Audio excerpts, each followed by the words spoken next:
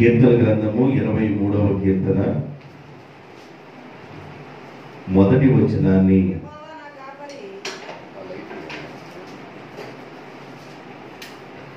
యెహోవా నా కాపరి. చదవబడ్డ వాక్య భాగంలో యెహోవా నా కాపరి, నాకు లేమి కలగదు. పచ్చిక గల చోట్ల ఆయన నన్ను పరుండ చేయించున్నాడు. శాంతికరమైన జలముల చెంత ఆయన నన్ను నడిపించుచున్నాడు. నా ప్రాణమునకును ఆయన సేద తీర్చుచున్నాడు అని ఇలాగ చాలా విషయాలు రాయబడి ఉంటాయి కీర్తన గ్రంథము 23వ కీర్తనలో. 23వ కీర్తన మొదటి వచనంలో మొదటి లైన్లో ఏం రాయబడిందంటే, యెహోవా నా కాపరి. ఇజ్రాయెల్ ప్రజల్ని ఉద్దేశించి దేవుడు మాట్లాడుతూ ఉన్నాడు. ఇజ్రాయెల్ ప్రజలకు దేవుడు కాపరిగా ఉన్నాడని, విశ్వాసులకు దేవుడు కాపరిగా ఉన్నాడని, ఈ ఇజ్రాయెల్ ప్రజలు కానీ విశ్వాసులు కానీ దేవుడు ఎలా పోల్చాడు అంటే గొర్రెలతో పోల్చాడు. దేంతో పోల్చాడు? గొర్రెలతో పోల్చాడు. 79వ కీర్తన 13వ వచనంలో గొర్రెలతో పోల్చబడ్డాం. అప్పుడు నీ ప్రజలను నీ మందగా ఉన్న గొర్రెలమైన మేము సదాకాలము నీకు కృతజ్ఞతాస్తుతులు చెల్లించెదము. తరతరముల వరకు నీ కీర్తి ప్రచురించెదము. గొర్రెలమైన మేము సదాకాలము నీకు కృతజ్ఞతాస్తుతులు చెల్లించెదము. దేవుడు తన ప్రజలను గొర్రెలతో పోలుస్తున్నాడు. అంటే సాధు జంతువైన గొర్రెలతో దేవుడు పోలుస్తున్నాడు. యెహోవా నా కాపరి అని చెబుతున్న ఇజ్రాయేల్ ప్రజలు, దేవుడు ఇజ్రాయేల్ ప్రజల్ని గొర్రెలతో చూస్తా ఉన్నాడు. వీళ్ళు ఏమంటున్నారంటే, గొర్రెలుగా ఉన్న మేము సదాకాలం, సదాకాలం అంటే ఏంటంటే ఆఖరి శ్వాస ఉన్నంత వరకు మేమంతా నీకు కృతజ్ఞతాస్తుతులు చెల్లిస్తాము. సదాకాలము కృతజ్ఞత కలిగి ఉంటామయ్యా. గొర్రెలుగా ఉన్న మేమంతా సదాకాలము, దేవుని బిడ్డలారా, దేవుడు మన కాపరిగా ఉన్నప్పుడు ఆయన పిల్లలుగా ఉన్న మనము ఈ భూమి మీద బ్రతికి ఉన్నంత కాలము కృతజ్ఞత కలిగి ఉండాలి. ఎలా ఉండాలంట? కృతజ్ఞత అంటే ఏదో ఒక 10 రోజులు కృతజ్ఞత కలిగి ఆ 10 రోజుల తర్వాత సాలిపోయింది అనుకోకూడదు. సదాకాలము మనము కృతజ్ఞత కలిగి ఉండాలి.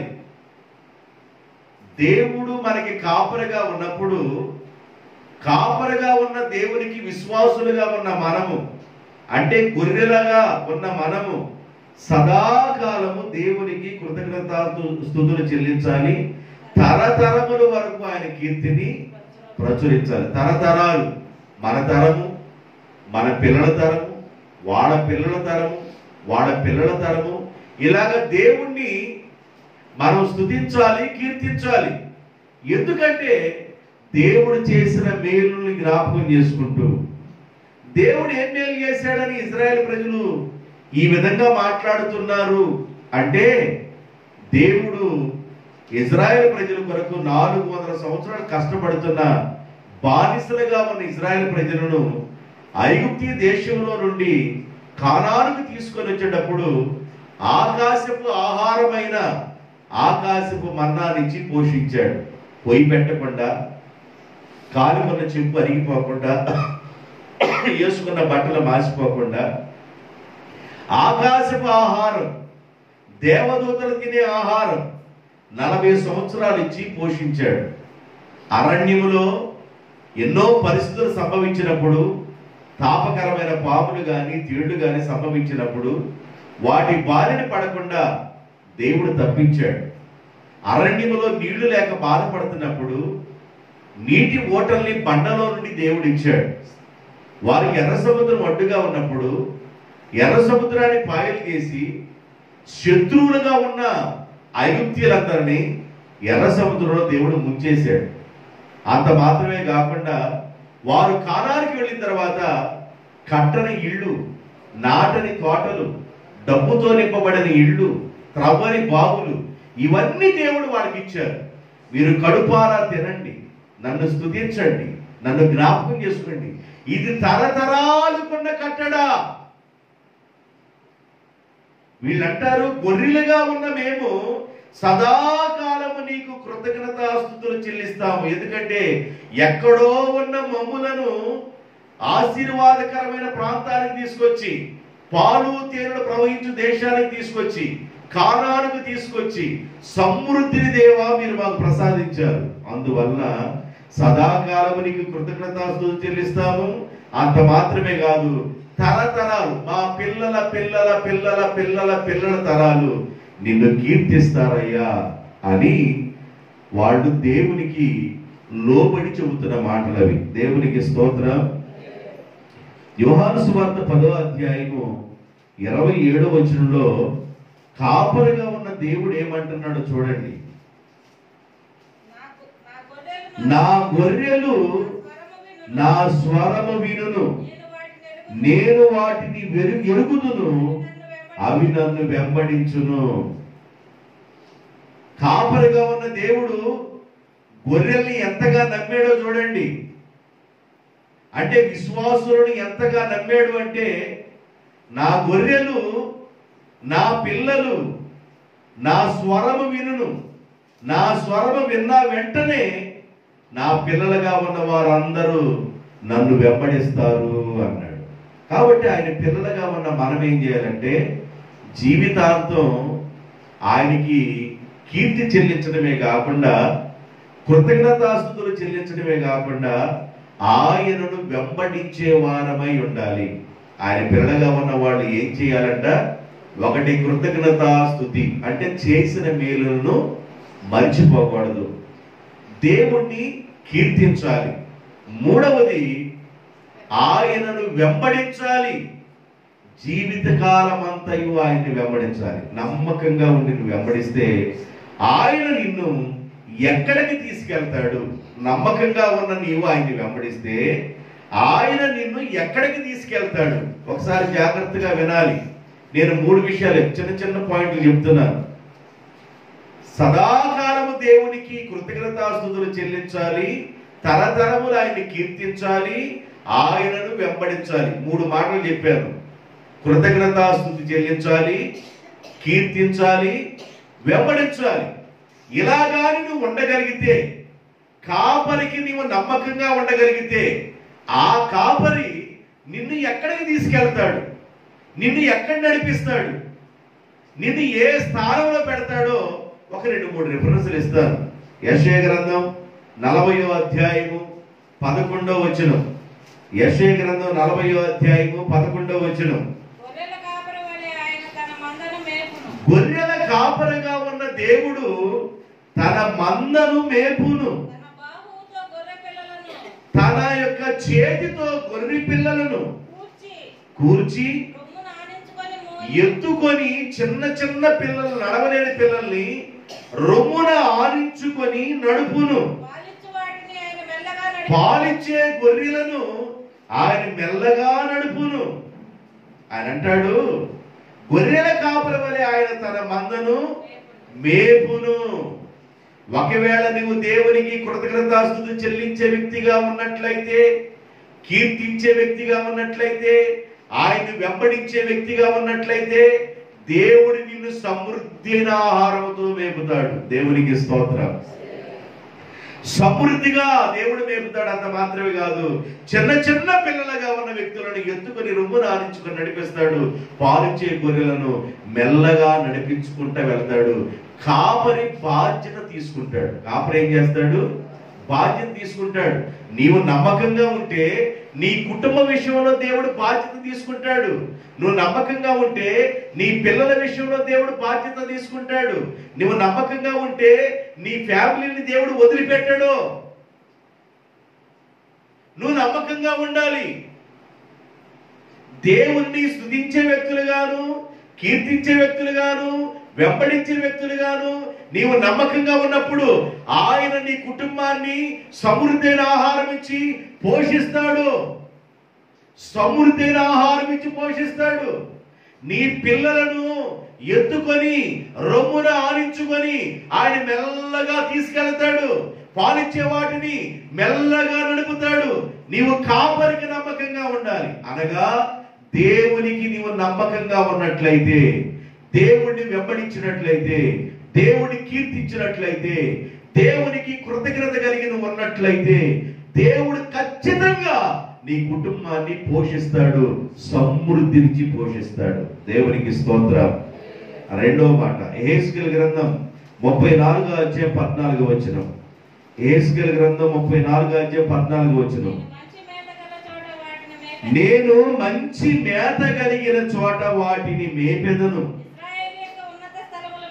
ఇశ్రాయేలీయుల యొక్క ఉన్నత స్థలముల మీద వాటికి దొడ్డిని ఏర్పాటు చేస్తాను. అవి అక్కడ క్షేమముగా ఉంటాయి. ఇశ్రాయేలీయుల పర్వతముల మీద ఘనమైన మేత కలిగిన స్థలమందు అవి మేయును. ఎక్కడ మేస్తాయంట? బలమైన మేత గల స్థలము, బలమైన మేత కలిగిన స్థలం. ఐగుప్తు దేశంలోనికి యాకోబు అనగా ఇశ్రాయేలు తన సంతానం 70 మంది అక్కడికి వెళ్ళినప్పుడు గోషేను ప్రాంతాన్ని దేవుడు వారికి అనుగ్రహిస్తాడు. ఫరో రాజు అంటాడు, యోసేపు మన ఐగుప్తు దేశంలో సారవంతమైన భూమి, బాగా పచ్చగా ఉన్న నేల, బాగా మేత కలిగిన బీళ్లు గోషేను ప్రాంతంలో ఉన్నాయి. మీరు గొర్రెల మందలు ఎక్కువ ఉన్నాయి కాబట్టి అక్కడ మీరు మేపుకోవచ్చు అని ఫరో రాజు ఆ టైంలో అన్నాడు.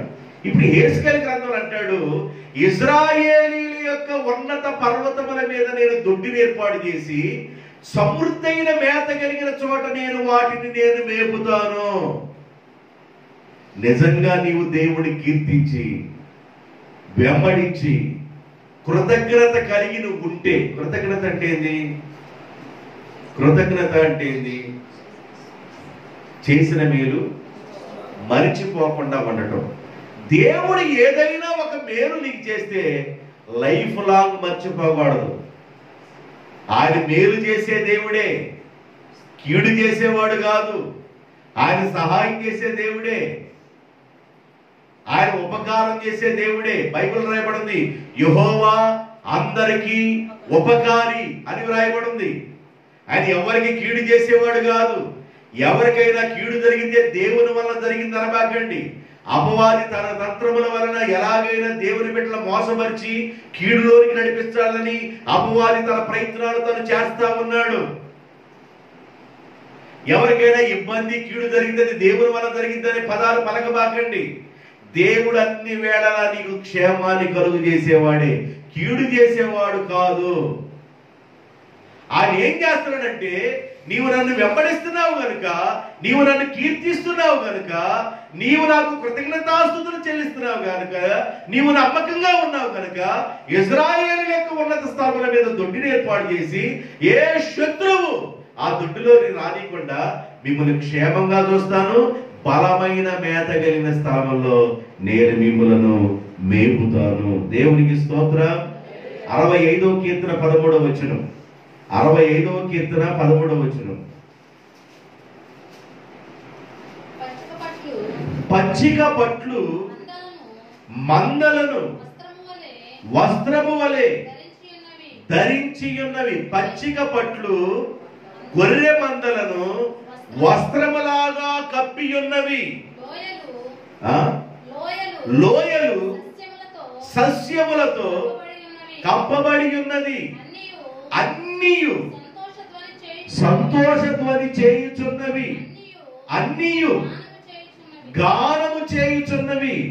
ఈ పచ్చిగడ్డ బాగా కొద్ది పెరిగిన తర్వాత ఆ గాలి అటు ఇటు ఊతుంటే రెపరెపలాడతా చక్కగా పచ్చగా ఉంటది. ఇప్పుడు నాటేసిన తర్వాత ఒక 30-40 రోజులు పోయిన తర్వాత ఆ పొలాల దగ్గరికి వెళితే ఒక 40 రోజులు అట్లా పోయిన తర్వాత బాగా మొక్క పెరిగి ఆ వీసే గాలికి ఎంత ఆహ్లాదకరంగా ఉంటుందో. నారు పెరిగిన తర్వాత ఆ నారు తీసుకొని కాస్త జడలాగా అల్లి పైకి ఎగరేసుకుంటుంటారు పిల్లలు. ఈ పచ్చిక మందలను వస్త్రములాగా కప్పినట్లుగా ఆ పచ్చికలోకి మందలు వెళ్ళిపోతే మందలు కనబడనంత పచ్చిక సమృద్ధైన ఆహారాన్ని దేవుడు ఆ గొర్రెలకు అనుగ్రహిస్తున్నాడు. కారణం ఏంటంటే మీరు నన్ను వెంబడిస్తున్నారు. మీరు నన్ను ఏం చేస్తున్నారు? వెంబడిస్తున్నారు. వెంబడించడంలో నమ్మకంగా ఉండాలి దేవుని బిడ్డలారా. నమ్మకంగా ఉండాలి వెంబడించడంలో. అది చాలా ప్రాముఖ్యమైంది. మీరు నన్ను వెంబడిస్తున్నారు, మీరు నన్ను కీర్తిస్తున్నారు, మీరు నాకు కృతజ్ఞతాస్తుతులు చెల్లిస్తున్నారు, మీరు నమ్మకంగా ఉన్నారు కనుక నేను మిమ్మల్ని ఎక్కడ తీసుకెళ్తున్నానంటే పచ్చిక పట్లు మిమ్మల్ని వస్త్రంలాగా కప్పేటట్లుగా ఉన్న అంత మేత కలిగిన స్థలానికి నేను మిమ్మలను తోడుకొని వెళతాను. సమృద్ధైన ఆహారం. ఇక తిని అవి పరిగెత్తుకుంటే, ఇప్పుడు గొర్రెలు మేత లేక, ప్రస్తుతానికి గొర్రెలు మేత లేక నడుచుకుంటా ఎకరాలు దాటుకుంటూ వెళ్ళిపోతున్నాయి. ఏమంత మేత? అక్కడక్కడ 4 పీసులు కనబడితే నోటితో లాక్కుంటే, బాగా ఎండాకాలంలో బాగా తాడు చెట్లన్నీ ఒక లైన్గా ఉంటే అక్కడ బాగా ఎండ టైంలో పడుకోబెట్టి వీడు ఒక ముద్ద అన్నం తిని కొంచెం చల్లబడిన తర్వాత ఆ గొర్రెలు మరలా నడిపించుకుంటూ వెళ్తూ ఉంటారు. పచ్చిక లేదు. పచ్చిక ఎప్పుడు వచ్చింది? తొలకర స్టార్ట్ అయింది, వర్షం స్టార్ట్ అయింది. స్టార్ట్ అయిన తర్వాత పచ్చిక అలాగ పట్టుకొచ్చింది. లోయలు సస్యశ్యామలంగా ఉన్నాయి, ఇవన్నీ ఆహ్లాదంగా ఉన్నాయి, గానం చేస్తా ఉన్నాయి. ఎంత ఇవి ఊగుతా ఉంటే